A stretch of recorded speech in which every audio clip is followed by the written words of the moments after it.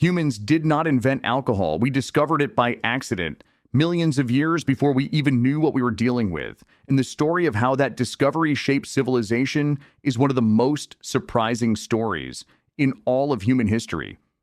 Today, we are going back to the very beginning, before breweries, before wineries, before bars, bottles, and cocktails, all the way back to the moment our ancient ancestors first tasted something fermented and could not stop coming back for more. Because alcohol did not begin with human intelligence. It began with human instinct and understanding that difference changes everything about how we see our relationship with it today. The first thing you need to understand is that fermentation does not need humans to happen. Fermentation is one of the most natural chemical processes on Earth. Wild yeast exists everywhere in the air, on the skin of every piece of fruit on grains, honey, and leaves. And when wild yeast comes into contact with sugar and warmth, it converts that sugar into alcohol automatically without any human involvement at all. Which means alcohol has existed on this planet for billions of years. Long before humans, long before primates, long before most complex life forms existed at all. The question was never who invented it. The question was who found it first, and the answer to that question goes back much further than most people expect. The leading scientific theory explaining our earliest relationship with alcohol is called the drunken monkey hypothesis, and it was proposed by biologist Robert Dudley at the University of California. Berkeley here is the idea millions of years before modern humans existed, our primate ancestors were living in tropical forest environments where fruit was their primary food source. And in those environments, overripe fruit that had fallen from trees was constantly fermenting naturally on the forest floor. That fermenting fruit had a slightly different smell than fresh fruit, a slightly different taste, and it produced a mild, intoxicating effect when eaten in large quantities. But here is the critical part, that overripe fermenting fruit also had more calories than fresh fruit, more sugar, more energy, in an environment where calories were survival. The ability to locate fermented fruit was a genuine biological advantage. So our primate ancestors evolved a preference for the smell and taste of ethanol, the same compound found in every alcoholic drink today, not because they were seeking intoxication, but because the smell of fermentation meant food, it meant energy, it meant survival. Robert Dudley found that chimpanzees today will actively seek out and consume fermented palm sap in the wild, not occasionally, consistently, preferentially. Given a choice between fresh sap and fermented sap, they choose the fermented option. The craving for alcohol was not something humans invented. It was something we inherited from ancestors who lived in trees millions of years before we walked upright. Now fast forward to the earliest evidence of intentional human alcohol production, and this is where things get fascinating.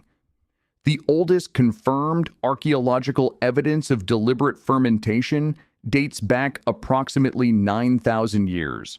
Not in ancient Egypt, not in Greece, not in Rome, in China. Researchers at the University of Pennsylvania analyzed pottery residue from a Neolithic village called Jiahu in northern China.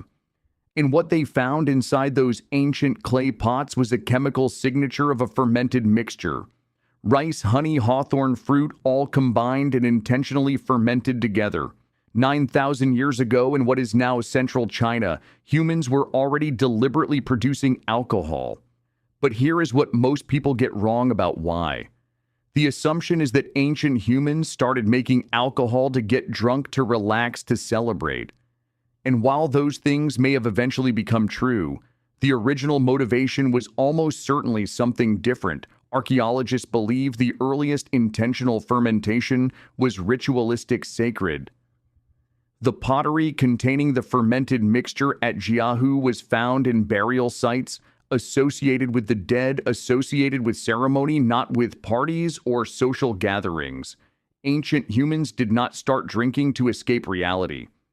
They started drinking to connect with a reality they could not see, to commune with ancestors, to communicate with the spiritual world, to mark the most significant moments of human life with something that altered the ordinary state of consciousness. Alcohol was not a recreational substance first, it was a sacred one. And this pattern repeats across every ancient civilization independently. In ancient Mesopotamia, the Sumerians were brewing beer as far back as 5,000 years ago. They had a goddess of beer named Ninkasi, and they wrote hymns to her. Actual written hymns praising the process of brewing, describing it step by step in poetic form. The oldest known recipe in human history is a beer recipe.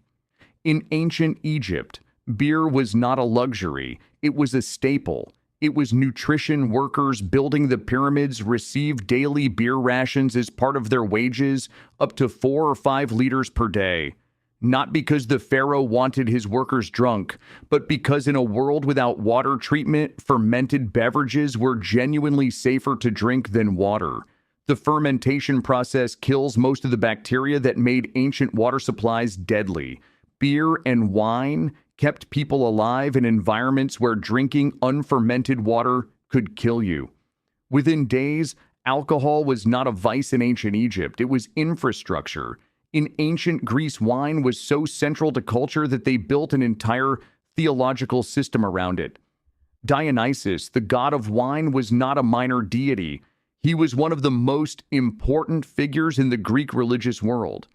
Wine was used in every major ceremony, every sacrifice, every festival, every celebration of life, and every mourning of death. And in ancient China, the same alcohol tradition that began at Jiahu 9,000 years ago evolved into a complex system of ceremonial rice wines that were offered to ancestors and gods for thousands of years. Every major civilization, every continent, every culture independently discovered fermentation, independently developed it into ceremony, independently built ritual, religion, and community around it. The question is why? Why did every human civilization on Earth independently arrive at the same relationship with fermented substances? The answer connects back to where we started. The preference for the taste and smell of ethanol is ancient. It is biological.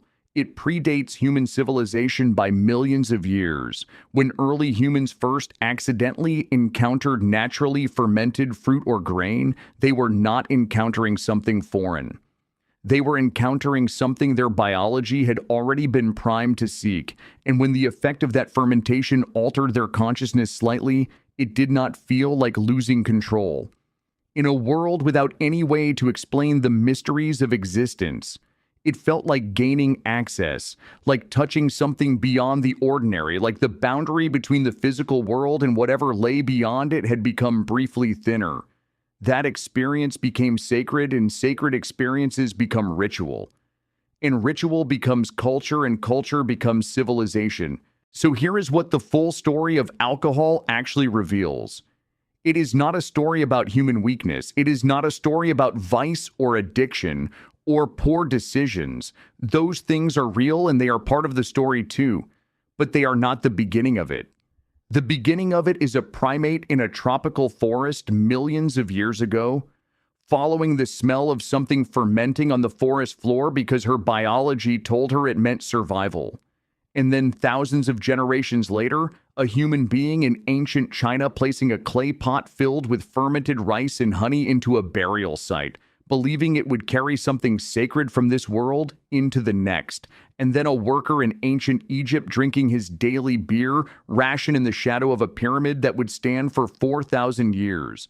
And then a Greek philosopher pouring wine onto the ground as an offering to a god who represented the fine and terrifying line between ecstasy and chaos. The story of how humans invented alcohol is really the story of how humans have always searched for something beyond the ordinary moment they were standing in. The substance changed. The search never did. Write in the comments what surprised you most about this story, because I guarantee it was not what you expected when you clicked on this video. Subscribe so we can keep going deeper together every single week. Until next time.